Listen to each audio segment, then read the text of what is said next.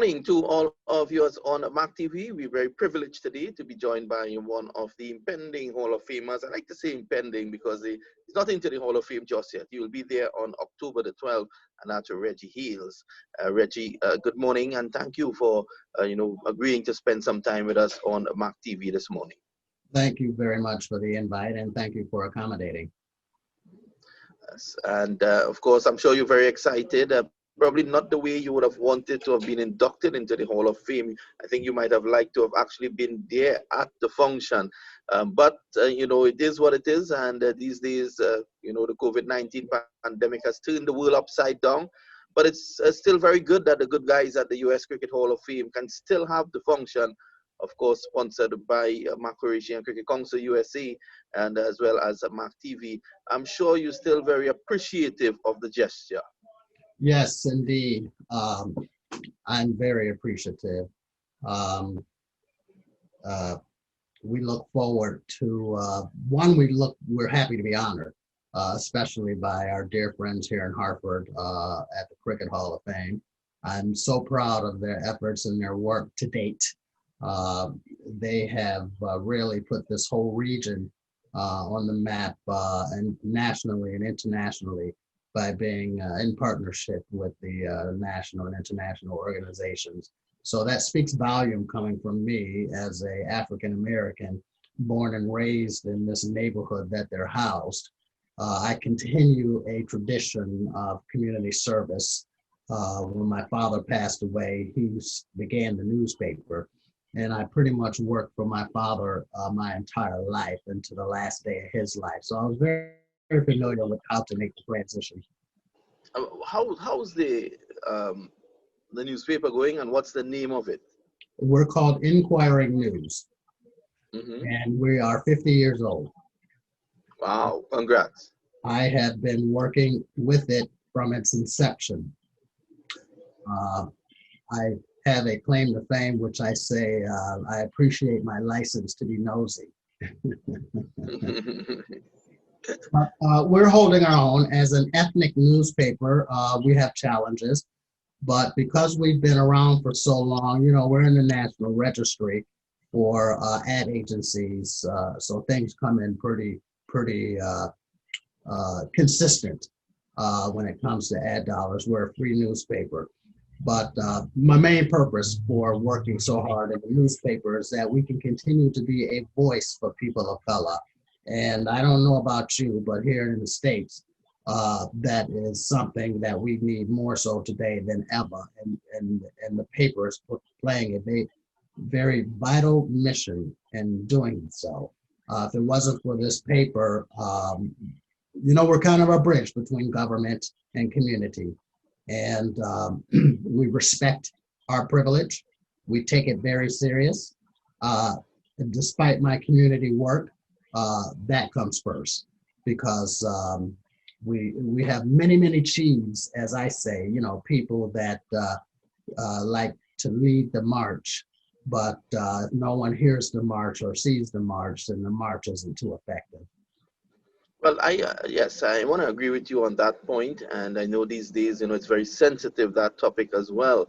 And but tell me, with the COVID-19 pandemic, how has been the newspaper business? I know that a lot of media worldwide, they're struggling. I'm glad to hear that things are still coming your way in terms of the ads, because you have to, that will sustain such a publication that has been around for 50 years. How has it been? Initially, because of our poor leadership here in America on a national level,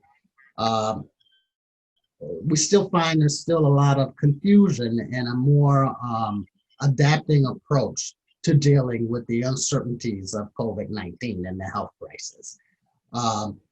For me, I've been doing what a lot of newsrooms are doing today for years, and that means, handling more than one task: a camera, a reporter, an editor, and a delivery person if I have to be. But many large papers are laying off staff. Many of the daily papers here are owned by hedge fund operations, and there's no real boots on the ground. But the way it has we've lost some revenue in the initially back in February, March, because of the uncertainty. Campaigns were canceled. Everything is in a quarterly cycle, and I didn't know what we were going to do, but we were able to take advantage of a program that they call PPP. It's a national funding program that you don't have to really pay back if you can show proof of the funds and how you spent them and how you can protect your staff. But that helped us out, to keep the paper on the press and to keep our outsourced staff working. And but now, because of census taking, elections, those national ads are kind of filling in the void, and I couldn't tell you, my numbers are up slightly this period of time than they were last year because of those national campaigns. So that's Well, a little great. goes a long way with us because we Yeah. keep our overhead low. That's excellent indeed. I just want to touch a bit, and of course, you have been recognized by the U.S. Cricket Hall of Fame, good enough to become a Hall of Famer. What has been your background, your history in the cricket or cricket development? Mhm. I'm a soccer man first, uh, Mm-hmm. but nonetheless, uh, because of my mother, I was introduced to the other immigrants in our neighborhood. Those very influential West Indians that came to America 50 years ago made family, made home here. And so I grew up with their kids. And they made their parents made great progress in our communities and began some of the traditions and brought those traditions to, say, Hartford, Connecticut, in the state of Connecticut. And so because of that interaction, I was able to be apprised of what cricket was and what cricket is. And because of Mr. Michael Chambers, we would go as kids with them to Toronto, Canada. And I always tease Mike. I said, because of you, I have a new family. I have a new brother and sister on those trips. But here in Hartford, as I grew older and became more involved in different community groups, I stood hand in hand in whatever they needed in publicizing the sport, introducing the sport, publicizing their campaigns through the paper, as did my father. And so, we just worked hand in hand. I understand the sport better today than I did as a kid. And when things get a little better, I'm going to have some dialogue with Mr. Chambers and about making cricket a permanent curriculum in schooling. Yes, that's wonderful indeed. I'm sure that we all look forward to the day when things are getting better, and I'm glad that you are interested in helping in the development of cricket as well through the Hall of Fame. I A must word on my. intercede, I must intercede and say it's so funny that this came about because my son, I introduced him. When I introduced him to golf, I introduced him to cricket. And he has awards in his learning in cricket due to our friends, Mr. Chambers and another prominent gentleman who passed away. But they had American kids had no introduction to the kids that knew it as a norm. And so the idea came about to, have some summer programs in the park. And that's how we began a diverse group of kids being introduced to cricket and enjoying it. And I must say, my son is a benefactor of that. Great. And so, what's the prospect of cricket taking a bigger bite into the Black community across there in Hartford, because of the fact that I know it has been very difficult to cross the divide. So we depend on the Black community to really push the cricket agenda. What's the prospect? Well, like anything, people have to know what's going on, and that's where I play a role. Aside from just people sending things over to the paper, I take a personal interest in things like these. in that message and in that delivery.